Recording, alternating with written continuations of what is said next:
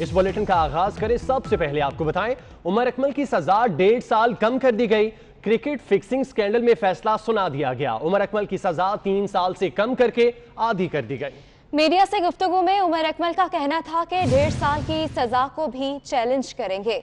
तो आपको बता रहे हैं, उमर अकमल की सजा 1.5 साल कम कर दी गई है। क्रिकेट फिक्सिंग स्कैंडल में फैसला सुना दिया गया है।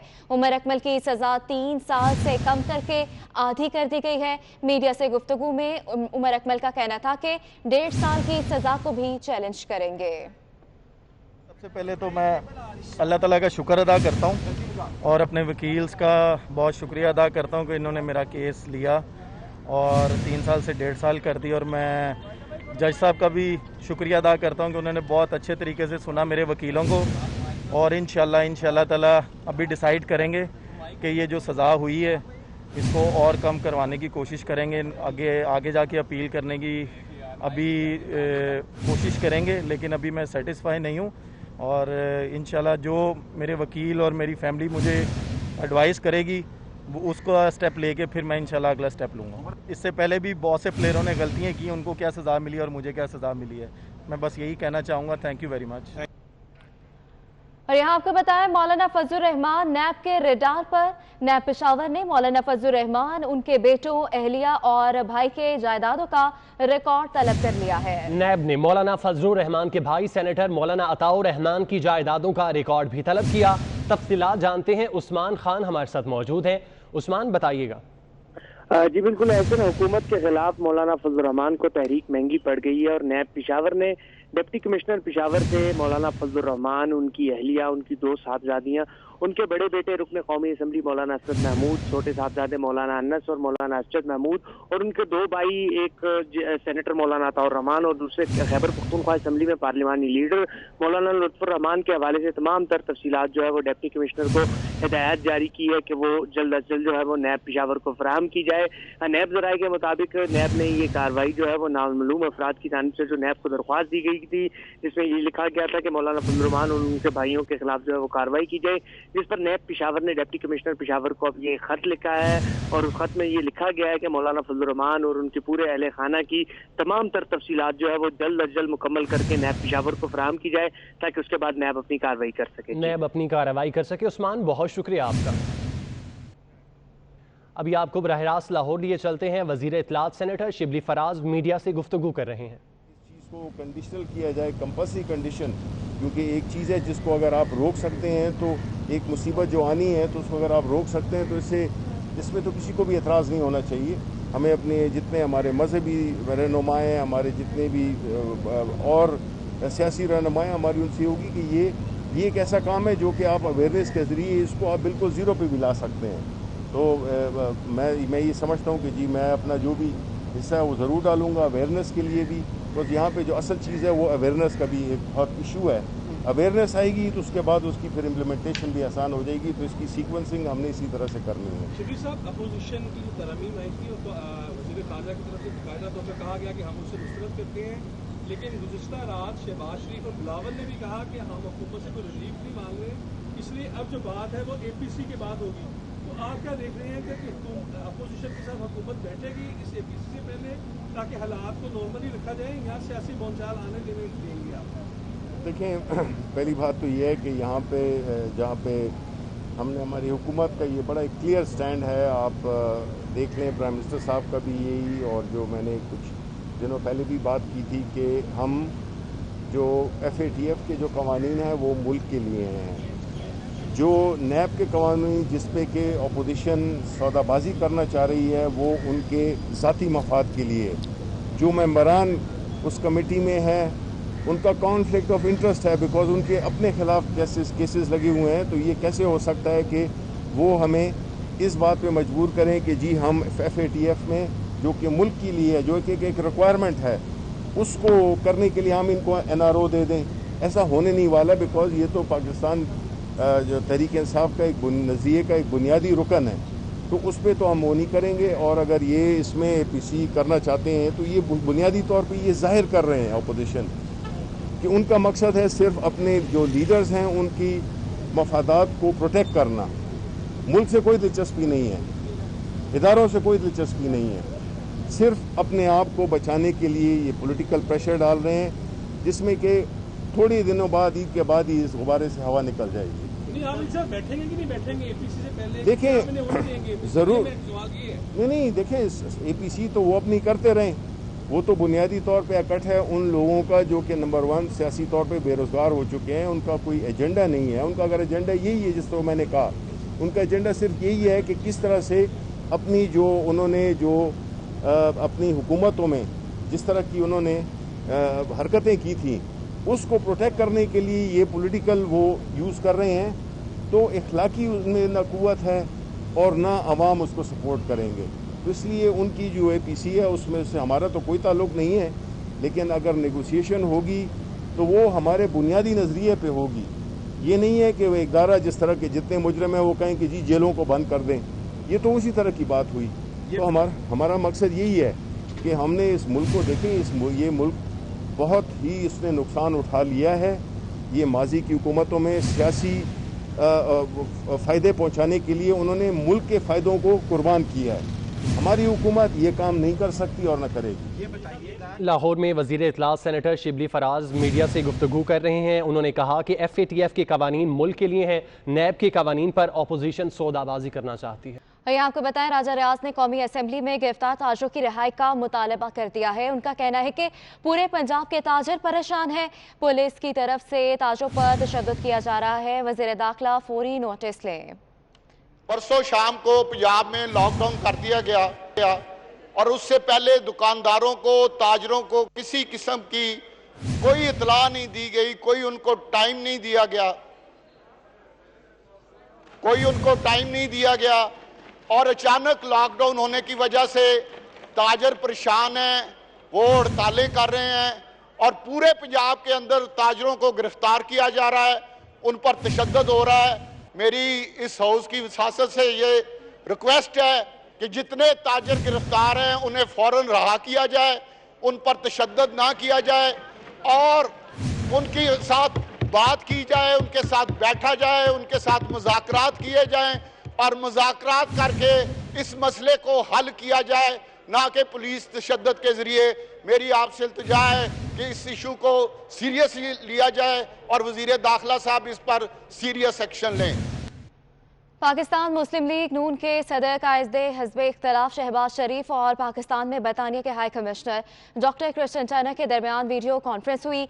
समाजी शोबे की तरक्की और मुख्तलिफ तरक्याती प्रोग्राम्स के हवाले से मुशावरत की गई। पॉलिटिकल काउंसलर अयूना थॉमस भी वीडियो कॉन्फ्रेंस में मौजूद थी। शहबाज शरीफ ने पाकिस्तान बिलखसूस सूबा पंजाब में तालीम व सेहत और दीगर समाजी फलाह बहबूद से मुतल्लिक प्रोग्राम्स में बरतानिया के माली और तकनीकी ताउन की फराहमी को सराहा है। तो आपको बता रहे हैं, पाकिस्तान मुस्लिम लीग नून के सदर कायदे हिज़्ब इख्तिलाफ शहबाज शरीफ और पाकिस्तान में बरतानिया के high commissioner doctor Christian Turner के दरमियान वीडियो कॉन्फ्रेंस हुई। समाजी शोबे की तरक्की और मुख्तलिफ तरक्याती प्रोग्राम्स के हवाले से मुशावरत भी की गई।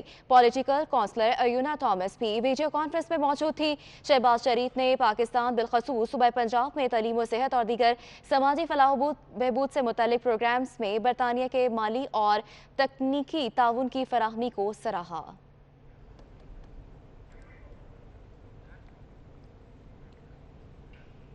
पंजाब के तमाम कॉन्ट्रैक्ट असातिज़ा को मुस्तकिल करने का फैसला कर लिया गया। पंजाब हुकूमत ने सूबाई वजीर कानून की सरबराही में कमेटी भी कायम कर दी है। मज़ीद तफसीलात जान लेते हैं कैसर खोकर से। जी कैसर, हमें अपडेट कीजिएगा।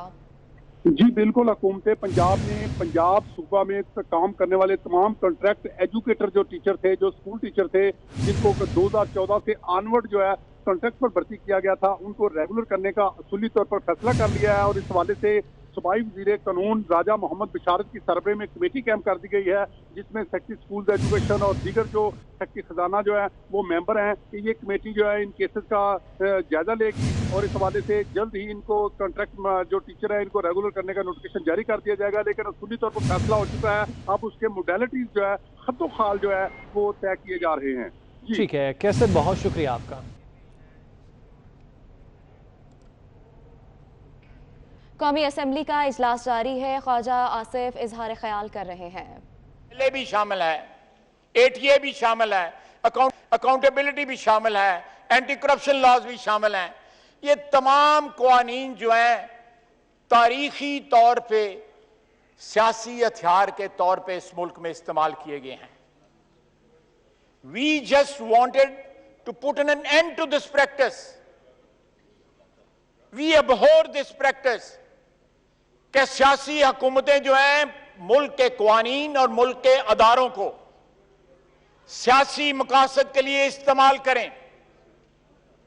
हम नहीं चाहते कि इकोनॉमिक टेररिज्म के उसके कवर में आप लोग 90 दिन प्लस 90 दिन का कैद जो है बगैर किसी जमानत के आप जो है वो इस कानून के जरिए इस मुल्क में नाफिज कर दें। और कल जो है कभी राना सनाउल्लाह, आप देखें ना, ये एंटी नारकोटिक्स का बिल इसके ऊपर लगा है, उस कोर्ट में ये गया है ना राना सनाउल्लाह, 20 किलो हीरोइन डाली।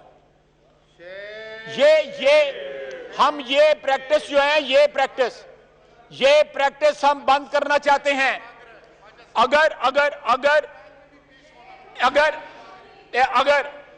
मैं प्लीज उसका जो है मैं इस वक्त जवाब नहीं देना चाहता।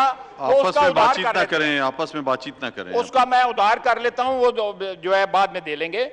लेकिन मैं आपको बता रहा हूं कि उन मुज़ाकरात में हमने इनको कहा कि हमने इन कवानीन को जो है अपने जो अदवारे हुकूमत थे पीपल्स पार्टी ने और पाकिस्तान मुस्लिम लीग नून ने, हम इनको ठीक कर सकते थे। इस मुल्क की तारीख बताती है कि इस मुल्क में जिन्होंने गलत कवानीन बनाए वो खुद उन कवानीन का निशाना बने। ये तारीख गवाही देती है। अब हमारी 72 साल हम उस प्रैक्टिस को we want to end that practice. हम अपने लिए रिलीफ नहीं चाहते। हमने जो भुगतना था भुगत चुके हैं 80%, 70% और भुगत लेंगे और इंशाअल्लाह ताला इज्जत के साथ, वकार के साथ भुगतेंगे। कोई हमें खौफ नहीं है, लेकिन ये इतने नाआकबत अंदेश हैं। कल खौफ इनको इतना है कि अपने सूबे में नैब का जो एहतसाब का जो हेड था वो जनरल साहब थे, उन्होंने इस्तीफा दे दिया। दोबारा हुकूमत आई, इन्होंने एहतसाब कमीशन बैन कर दिया। हम तो कवानीन में सिर्फ तरामीम मांग रहे हैं, इन्होंने एहतसाब कमीशन बैन कर दिया। सारे केपी में अल्हम्दुलिल्लाह कोई बेईमान नहीं है, सारे केपी के में कोई बेईमान नहीं है। वो जन्नत का टुकड़ा है, सारे फरिश्ते वहां पे रहते हैं।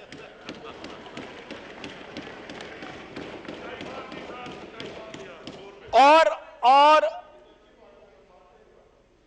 जनाबे वाला, अगर इनका एजेंडा जो है एंटी करप्शन के खिलाफ जंग है या एंटी करप्शन के खिलाफ जंग है, एंटी करप्शन इनका जो है वो इनके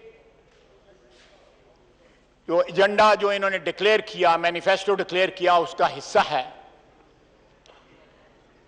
तो जनाबे वाला इनकी सफ़ों में को खुदा का खौफ करें। बड़े बड़े महाकरप्ट लोग बैठे हुए हैं जिनकी शायद मिसाल जो है पाकिस्तान में किसी दौर में जो है नहीं मिलती। एक अपने सूबे में एहतसाब कमीशन खत्म कर दिया और दूसरा सारे एग्जम्प्टेड है, इस्तिस्ना इनको दिया गया हुआ है। बीआरटी में इस्तिस्ना है, मालम जब्बा में इस्तिस्ना है, बिलियन ट्री सुवनामी में इस्तिस्ना है, और जो वजीर आजम का जाती है फॉरेन फंडिंग केस उसमें भी इस्तिस्ना है। ये सारे के सारे इस्तिस्ना हैं, इनके ऊपर नैब लागू नहीं होता। नैब की जो वन वे ट्रैफिक है वो इस तरफ बैठे हुए लोगों पे सारी की सारी जो है वो लागू होती है। यार एक मिनट चलते हैं। कौमी असम्बली का इजलास जारी है और मुस्लिम लीग नून के सीनियर रहनुमा ख्वाजा आसिफ इजहार ख्याल कर रहे हैं। रेफरेंस बनता कल एक दिन के अंदर शाहिद अब्बासी और उसके बेटे अब्दुल्ला अब्बासी पे रेफरेंस बना, शहबाज शरीफ पे बना, सुलेमान शहबाज पे बना, हमजा शहबाज पे बना, सबके ऊपर जो है वो रेफरेंस बने। ये सारे रेफरेंस बने, ये इनके ऊपर कब्रों का रेफरेंस बनाए ना इनके ऊपर। इनके ऊपर फॉरेन फंडिंग का रेफरेंस बनाएं, बीआरटी का रेफरेंस बनाएं, क्यों नहीं बनाते? मालम जब्बा का रेफरेंस बनाएं। ये कहां का एहतसाब है जनाब डिप्टी स्पीकर? ये एहतसाब नहीं है, ये पॉलिटिकल विक्टिमाइजेशन है, जिससे हम चाहते थे कि ये भी बचे और सारी सियासी बरादरी बचे।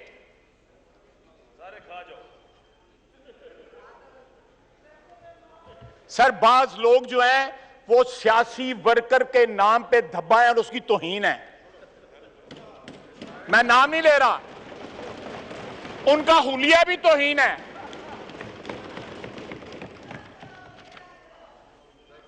ज़कात के पैसे जनाब अली, मैंने मेरे खिलाफ डेफेमेशन का केस किया हुआ है वज़ीर आज़म ने। मैंने कहा था ये ज़कात के $7 मिलियन इसने बाद इन्वेस्ट किए हुए हैं। $7 मिलियन इस वक्त भी केस चल रहा है। और इनकी बैलेंस शीट में फर्गूसन ने, शब्बर जैदी ने इसमें बैलेंस शीट में 2008 में 43.6 जो है क्लॉज है इसके ऊपर बैलेंस शीट में।